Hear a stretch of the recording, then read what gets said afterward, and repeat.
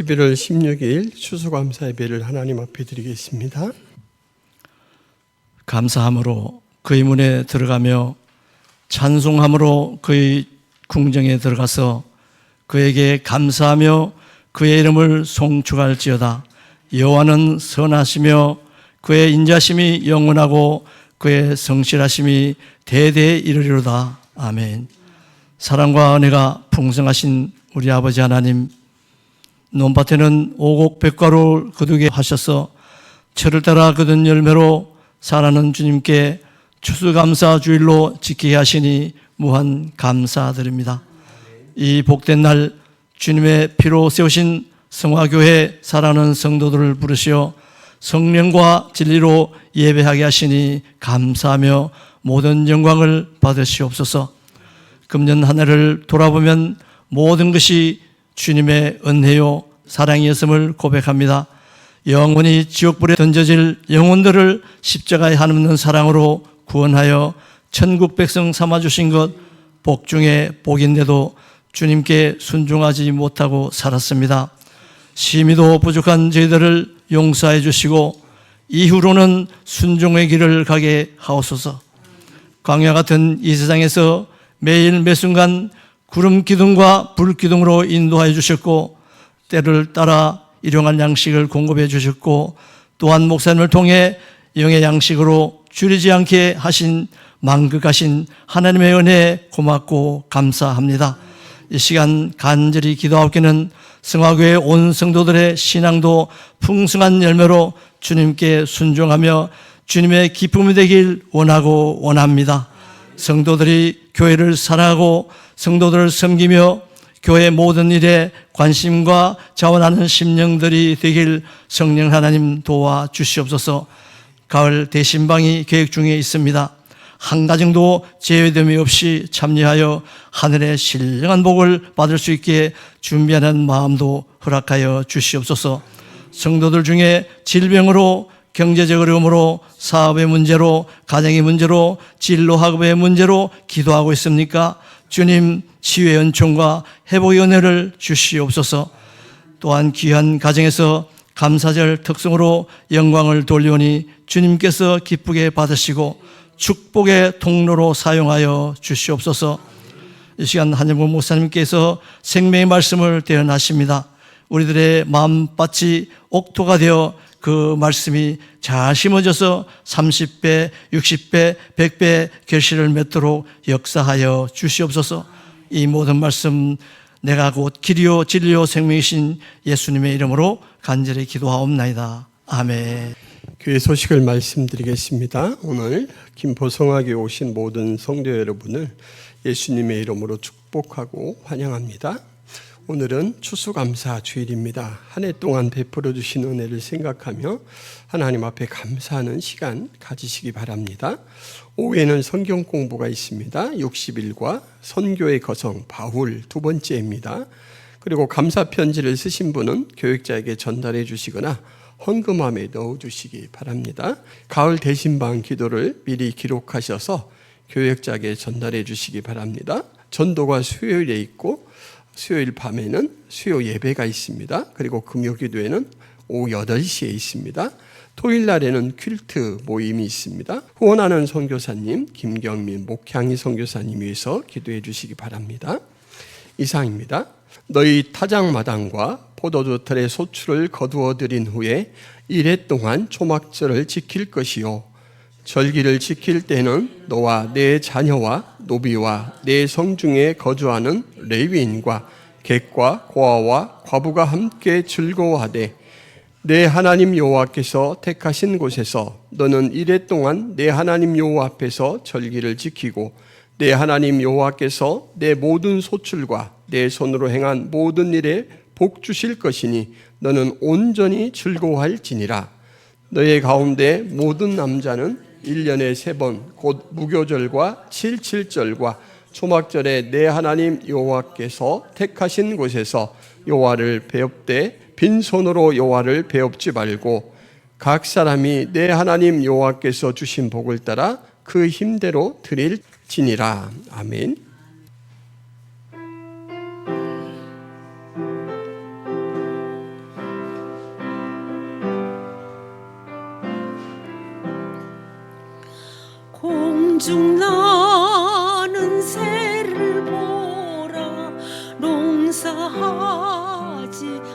않아도 안에 들인 곳은 없어도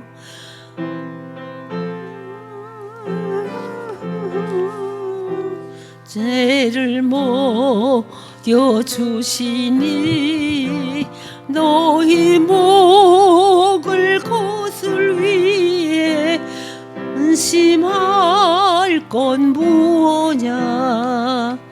들의 배 가파를 보라. 길쌈수 안에도 솔로몬 내 입은 옷도 이것만 못하였네. 아궁 속에 있던 줄도 귀히 비시거든. 사랑하는 자녀들을 입히시지 않으랴.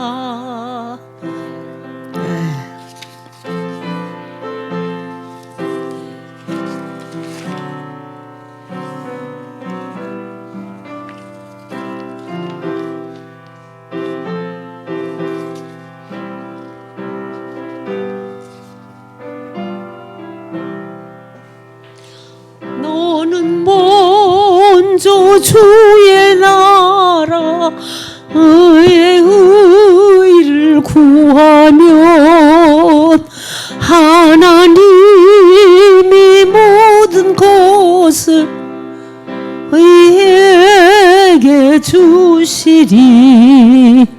내일 일을 위하여서 아무 염려 말지니 내일 염려하지 말라. 오늘 고생 족하다. 신명기 16장 13절에서 17절 말씀은 초막절에 관한 말씀입니다. 그 말씀을 드리기에 앞서서 잠깐 한 가지 다른 이야기를 하자면, 여러분, 미국 남북전쟁 당시에 아주 특별한 부대가 있었는데 이 일반 사병들이 흑인들로만 구성된 부대였습니다. 영광의 깃발이라는 영화가 바로 이들에 관한 이야기를 다룬 것입니다. 그런데 처음에 그들은 공식 부대로 인정받지도 못했습니다. 다른 백인 군인들은 그들을 가리켜 뭐라고 이야기했냐면 의병, 보병 연대라 이렇게 말했습니다. 여러분, 의병이 어떤 사람들인 줄 아시죠? 정규군이 아니고 나라의 위기가 닥쳤을 때 자발적으로 조직된 부대, 민병대입니다. 민병대. 이렇게 똑같은 이제 군인들을 모집하는 그러한 과정을 통해서 모집된 군대에 민병대라고 이렇게 말하는 건 되게 좀 이렇게 내려보는 것이죠. 그리고 다른 표현이었는데 작업연대입니다. 작업연대. 같은 편 군인들로부터도 얼마나 참 무시를 당하고 있었는지 이 명칭들에서 여실히 드러납니다. 이들은 국가로부터도 극심한 차별을 받았습니다. 가장 노골적으로 차별을 받은 부분은 바로 그들의 봉급입니다. 백인들은 13달러의 봉급을 받았는데 이 흑인들은 10달러를 받았습니다. 13대 12면 큰 차이죠. 그리고 이들은 매번 보급품이 늦어서 맨발로 훈련을 하는 병사들이 부지기수로 많았습니다. 가장 심각한 차별은 임무에서 제외되는 것입니다. 징벌과 약탈 같은 불명예스러운 임무에 그리고 작업에만 투입시키고 적군과 전투에는 이 흑인 부대를 투입하지 않았습니다.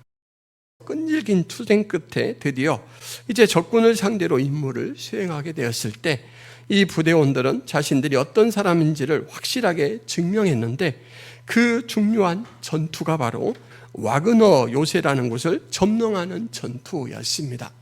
링컨 대통령은 이 전투를 남북전쟁의 흐름을 바꿔놓은 전투였다라고 할 만큼 이곳은 아주 중요한 것이었고 이 전투를 수행할 때 선봉 돌격대로 활약한 사람들이 바로 이 흑인 부대였습니다.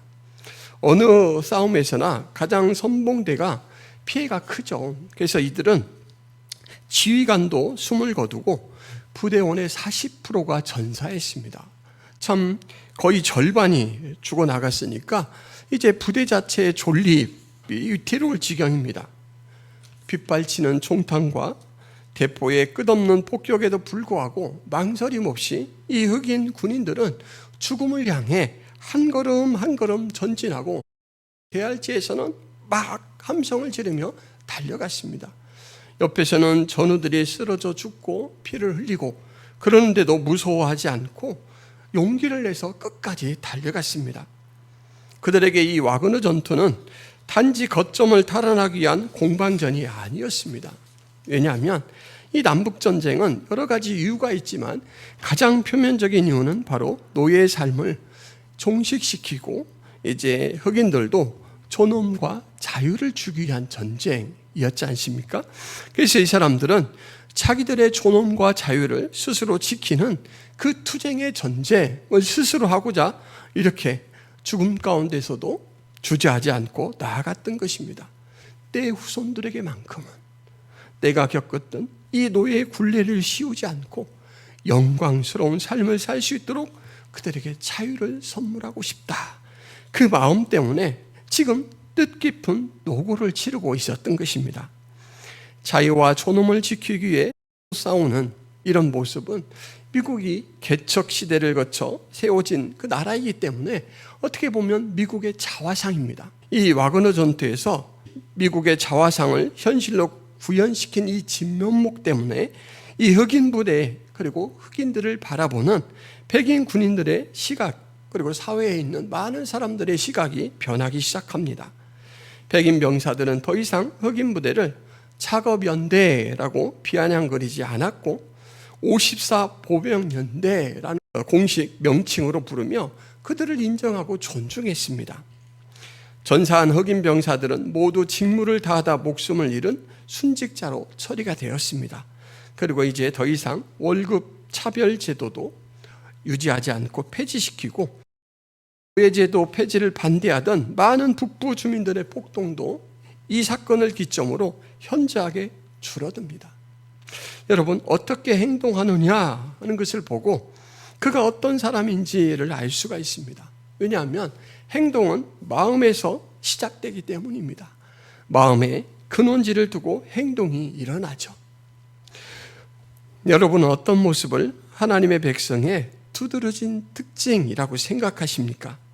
오늘 추수감사절의 기원이 되는 초막절 규례에서 하나님이 요구하시는 행동들이 있습니다. 이 행동들을 잘 살펴보면 그 모습 속에 하나님 백성이 어떠해야 되겠다, 하나님 백성의 정체성에 대해 잘 깨달을 수가 있게 됩니다. 54 보병연대 부대원들이 자유와 존엄을 지키기 위해 스스로 싸우는 개척자의 모습으로 그 자신의 정체성을 인식하고 구현했듯이 하나님 백성에 꼭 맞는 모습을 이 본문을 찾아 실행하는 삶을 살 수 있기를 바랍니다.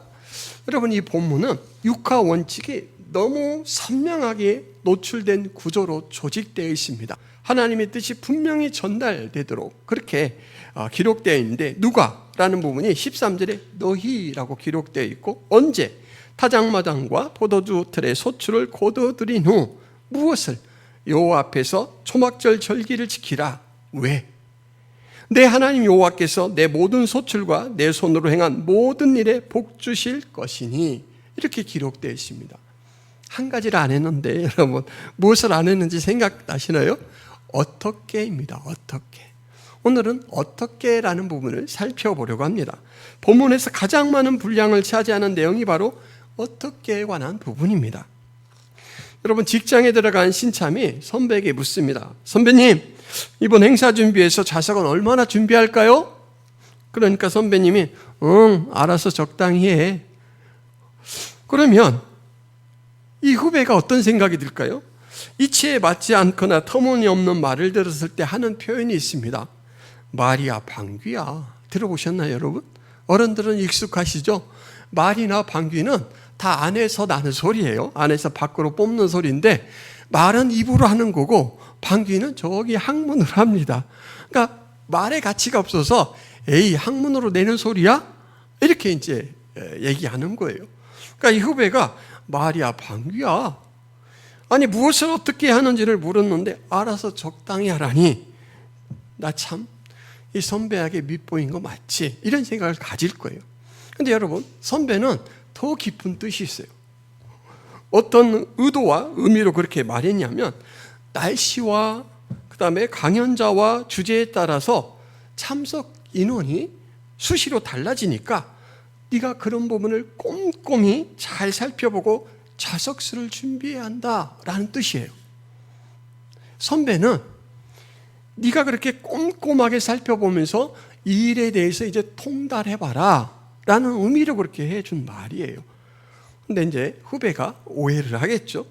하여간 이 선배의 의도를 반영하자면 어떻게 해야 되는가 라는 부분은 그리 간단한 문제가 아닙니다. 왜냐하면 어떻게 해야 하는 것을 알려면 전반적인 행사의 성격을 파악하고 예측할 수 있을 때 그것이 나올 수 있기 때문이죠. 오늘 본문에서 하나님이 어떻게 하라라는 부분을 이제 지시하시는데 그 어떻게 하라라는 내용에는 매우 포괄적인 신앙의 중요한 요소들을 품고 있다라는 것을 말씀드립니다. 어떻게 하라라는 부분을 세밀하게 나눌 수도 있지만 오늘은 세 가지 측면만 살펴보려고 합니다. 14절 내용에 보면 절기를 지킬 때는 너와 내 자녀와 노비와 내 성중에 거주하는 레위인과 객과 고아와 과부가 함께 즐거워하라 라고 말했습니다. 이 절기를 지킬 때 꼭 잊지 말고 항상 마음에 새기고 해야 될 부분이 뭐냐면 함께라는 것입니다. 함께. 자녀와 노비와 내 성중에 거주하는 레위인과 객과 고아와 과부 모두 예외 없이 다 함께 초막절을 지키라 이렇게 말합니다. 여러분 왜 그럴까요? 하나님이 창조하신 이 조직체, 구약의 이스라엘 백성 그리고 신약의 교회는 유기체와 같기 때문입니다. 고린도전서 12장 12절 13절에 보면 몸은 하나인데 많은 지체가 있고 몸의 지체가 많으나 한 몸과 같이 그리스도 그리하니라.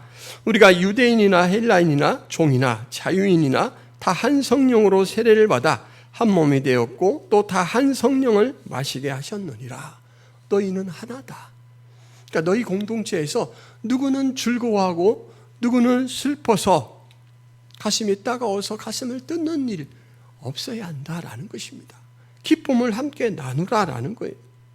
지체에게 하는 것은 곧 머리에게 하는 것과 같이 여겨진다라는 것을 사도행전에서는 사울아 사울아 내가 어찌하여 나를 박해하느냐라는 말씀으로 교회를 박해하는 것을 예수님께서는 자기를 박해하는 것으로 말씀을 하셨고 그리고 마태복음 25장 45절에서는 임금이 내가 진실로 너희에게 이르노니 이 지극히 작은 자 하나에게 하지 아니하는 것이 곧 내게 하지 아니한 것이니라 이런 말씀을 통해 확인을 시켜 주었습니다.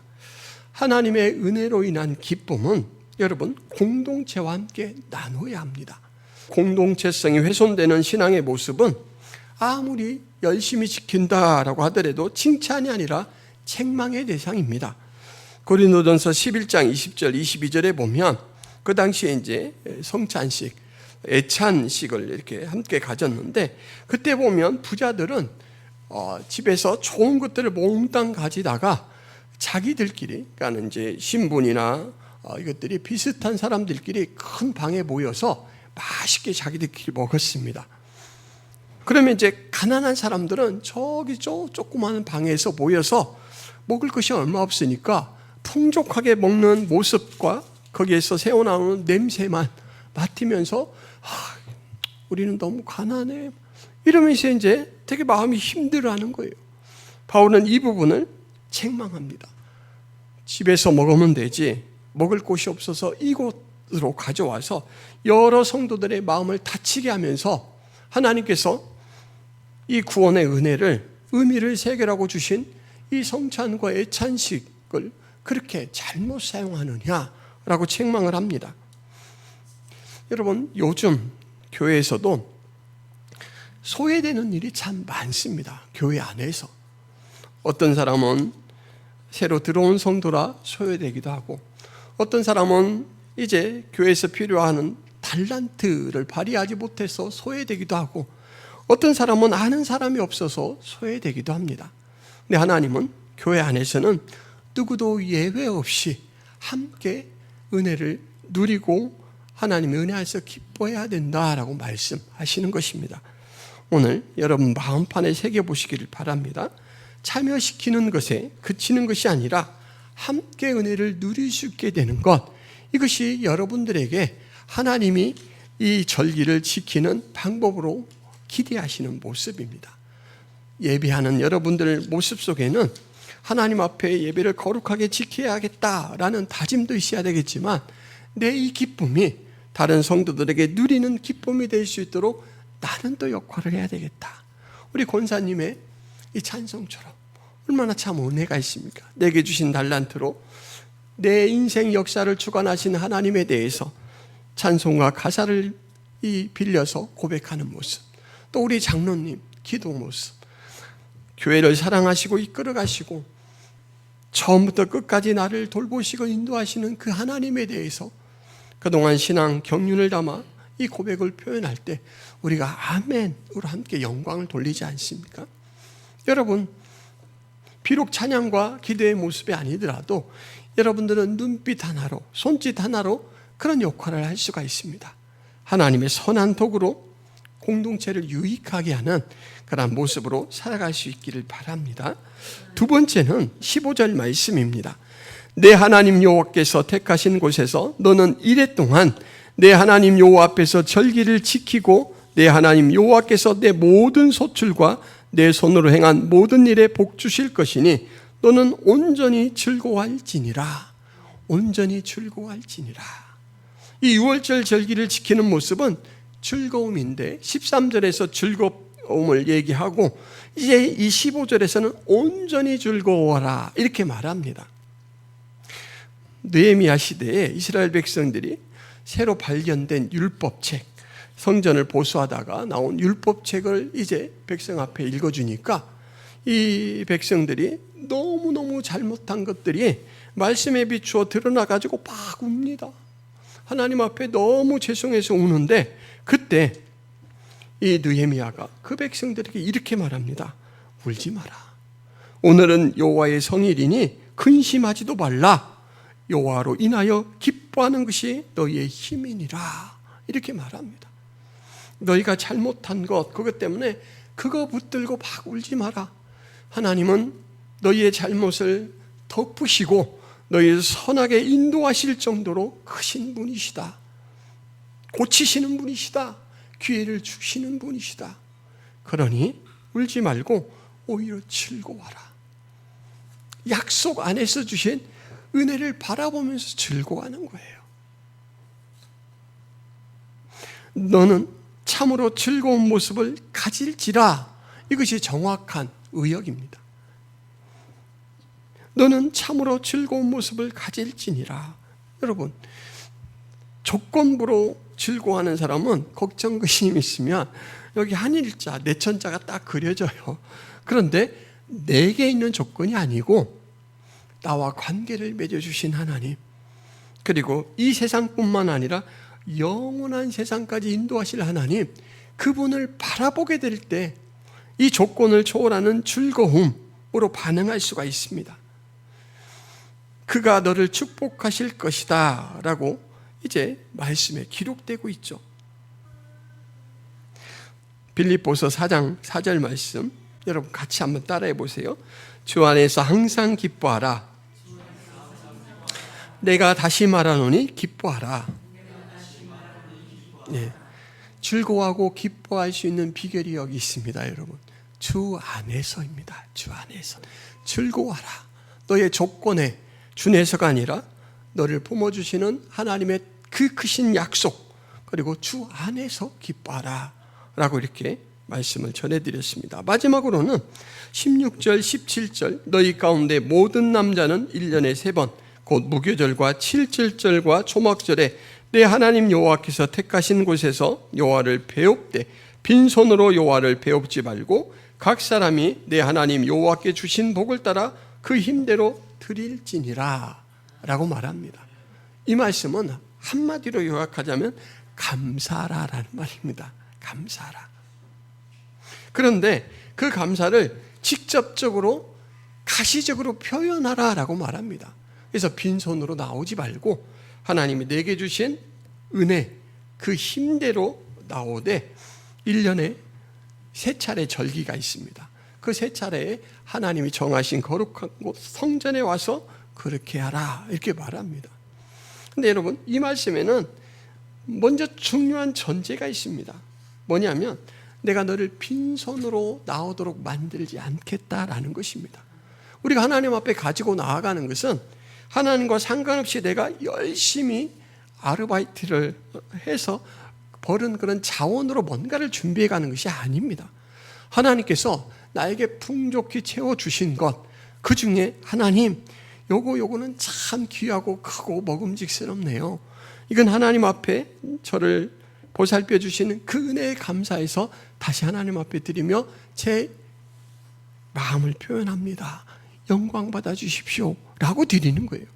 그러니까 감사는 응답입니다. 응답. 내 차원에서 뭔가를 만들어서 하나님을 움직이려고 하는 게 아니고 하나님의 은혜에 제 마음이 동했습니다. 그 표현입니다. 예물을 드려야만 하나님의 은혜에 감사할 수 있는 것이 아니죠. 예물 없이도 얼마든지 감사할 수 있고 예물을 거창하게 드리면서도 감사하지 않을 수도 있습니다. 진정한 감사 없이 형식적으로 억지로 드릴 수도 있습니다. 감사의 예물을 가지고 나오라라고 이렇게 말씀하는 이유는 내 보물이 있는 그곳에 내 마음도 있다라고 하신 예수님의 말씀처럼 예물을 드리는 것과 감사하는 마음 사이에는 아주 매우 밀접한 관계성이 있습니다. 드리는 자, 귀한 것을 드리는 것에 당연히 마음이 따라가죠. 그래서 표시할 때 내 마음이 드러나고 그리고 또 그렇게 해놓은 것으로 인하여 또 스스로 동료를 받지도 않습니까? 역대상 16장 29절에 보면 여호와의 이름에 합당한 영광을 그에게 돌릴지어다. 제물을 들고 그 앞에 들어갈지어다. 아름답고 거룩한 것으로 여호와께 경배할지어다. 이렇게 말하고 있습니다. 3가지로 하나님 백성의 삶을 요약할 수 있는데 첫 번째가 뭐냐면 공동체성을 추구하는 삶입니다. 두 번째는 여호와로 인하여 즐거워하는 삶입니다. 주 안에서 즐거워하는 삶이죠. 그리고 세 번째 감사하는 삶입니다. 노예 그 삶을 그 굴레를 벗고 나는 이제 자유인이다. 나는 존엄한 사람이다. 라는 그 인식을 가지고 그 자유를 지키기 위해서 치열한 전투에서 목숨을 걸고 싸우는 모습으로서 이 개척자 모든 것들을 극복하고 자신의 것들을 지켜가는 이 개척자의 모습을 보인 것이 54연대 그 흑인 병사들이라면 여러분이 하나님의 백성이라는 그 사실은 3가지 모습으로 항상 드러난다라는 것인데 그것이 뭐냐면 공동체들을 귀중하게 여기는 마음, 그러한 태도, 그리고 여호와로 인하여 항상 나의 조건이 아니라 여호와를 바라보며 즐거워하는 삶, 그리고 구체적으로 감사하는 그런 삶을 사는 모습, 이것이 하나님 백성의 모습입니다. 마음에 잘 새겨놓고 항상 감사를 추구해 가시기를 바랍니다. 오늘 뭐 때문에 감사라고 했습니까? 6월절은 추수한 후에 그것들 인하여 감사라라고 이 신명기에 말씀하고 있는데 똑같은 초막절 규례에 대해서 레위기 23장에서 기록을 하고 있는데 23장 39절에 보면 너희가 토지 소산을 거두기를 마치거든 7째 달 15째 날부터 이래 동안 여호와의 절기를 지키되 첫날에도 안식하고 8째 날에도 안식할 것이요. 똑같이 추수에 대해서 감사하라라고 말하고 있는데 42절 43절에 보면 놀라운 말이 덧붙여집니다. 여러분 이 말씀 같이 한번 읽어볼까요? 42절 43절 시작.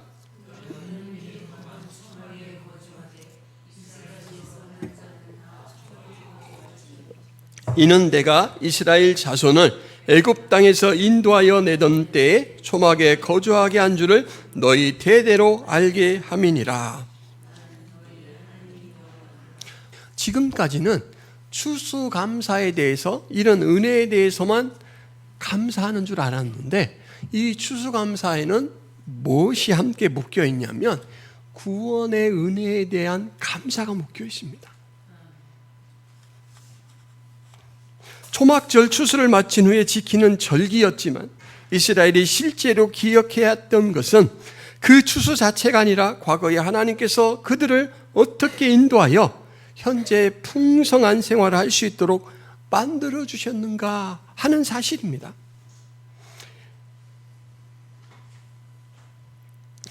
우리말에는 그냥 지킬 것이요라고 기록되어 있는데 원래 헬라어 본문에서는 너를 위하여 지킬 것이요라고 기록되어 있습니다. 너를 위하여. 여러분이 감사의 절기를 지키면서 우리의 신앙이 강화되는 거예요. 하나님께서 과거에 나를 어떻게 인도하셔서 지금까지 오게 하셨는지를 기억해보고, 그리고 하나님 백성 자신의 이 신앙이 갱신되는 것, 하나님께서 이것을 위하여 우리에게 주기적으로 감사하라라고 말씀해 주셨다라는 것이죠. 감사에는 세 가지 내용이 나옵니다. 먼저는 감사하는 죄가 있습니다. 죄가. 그죠? 그리고 감사를 받는 대상이 있습니다. 하나님이시죠. 그리고 감사의 내용이 있습니다. 우리는 주로 감사의 내용 때문에 감사하게 되고, 그래서 하나님 자전거를 갖게 해주셔서 감사합니다. 하나님 자동차로 바꿔주셔서 감사합니다. 이러는데 그 고백을 가만 하다 보면 하나님이 내 기도를 들으시네요. 그리고 하나님이 이 내가 사는 이 사회 현실 속에 역사하셨네요. 그래서 나중에 기도가 어떻게 바뀌냐면 하나님으로 인하여 감사합니다. 이게 되는 거예요. 하나님으로 인하여 감사합니다. 감사의 내용에서 감사 대상으로 항상 감사가 깊어지면 고백이 바뀌게 됩니다. 그리고 이제 믿음으로 감사하게 됩니다. 오늘 말씀해 보면 15절에 내 하나님 여호와께서 내 모든 소출과 내 손으로 행한 모든 일에 복 주실 것이니, 감사할 이유에 대해서 기록하고 있습니다. 여러분, 복 주셨으니입니까? 복 주실 것이니입니까? 복 주실 것이니입니다. 미래입니다. 미래. 조건부 감사가 아니고 항상 성도는 믿음의 근거에서 감사를 드립니다. 하나님은 과거에도 나에게 복을 주셨어요. 그리고 지금도 복을 주셔요. 앞으로도 복을 주세요. 그래서 보이지 않는 것을 바라보며 감사합니다. 이러한 감사의 태도가 가장 잘 드러나는 곳이 하박국 3장 17절에서 19절 말씀입니다. 비록 무화과 나무가 무성하지 못하며 포도나무에 열매가 없으며 감람나무에 소출이 없으며 밭에 먹을 것이 없으며 우리의 양이 없으며 외양간에 소가 없을지라도, 없으며 없고 없어요. 비었어요. 그런데 뭐라고 역설적으로 고백하냐면 나는 여호와로 말미암아 즐거워하며 나의 구원의 하나님으로 말미암아 기뻐하리로다. 주 여호와는 나의 힘이시라. 나의 발을 사슴과 같게 하사 나를 나의 높은 곳으로 다니게 하시리로다. 조건은 비어 있어요. 내 창고는 채워져 있지 않습니다. 동물 우리는 오랫동안 동물이 살았던 흔적만 지속되고 있어요.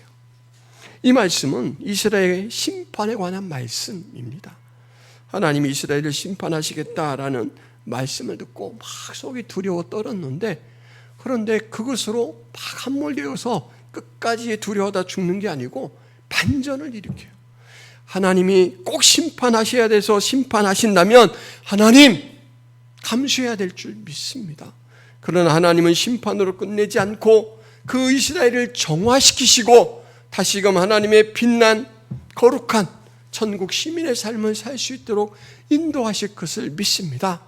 믿음으로 감사하는 거예요. 감사는 우리의 예배 생활, 기도 생활, 찬양 생활, 헌신하는 모든 생활 속에 녹아듭니다. 그래서 감사가 성도의 가장 두드러진 정체성입니다. 감사하는 삶이 사람들이 예수님을 마음에 영접한 그 사람들이 늘 내놓는 표현입니다. 데살로니가전서 5장 18절에 범사에 감사하라. 이것이 그리스도 예수 안에서 너희를 향하신 하나님의 뜻이니라. 여러분, 범사라는 말은 일상이란 말이죠. 제 동기 목사님이 교회 이름을 옛날부터 미리 지어놓은 게 있는데 일상은혜교회예요.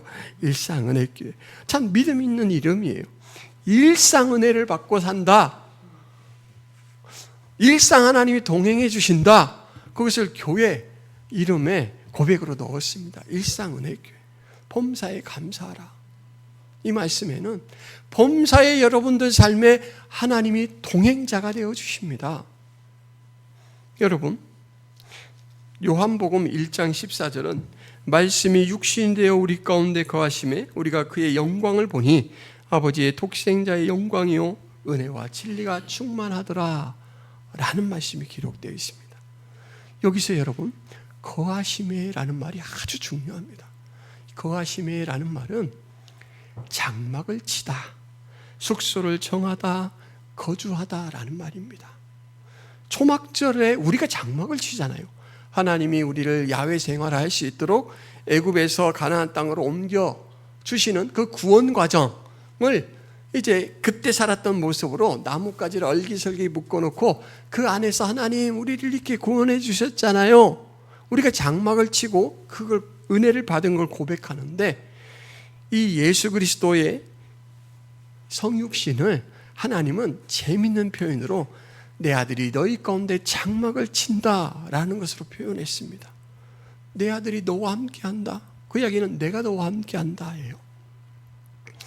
이 초막절의 은혜는 구약시대의 절기로 그치지 않습니다, 여러분.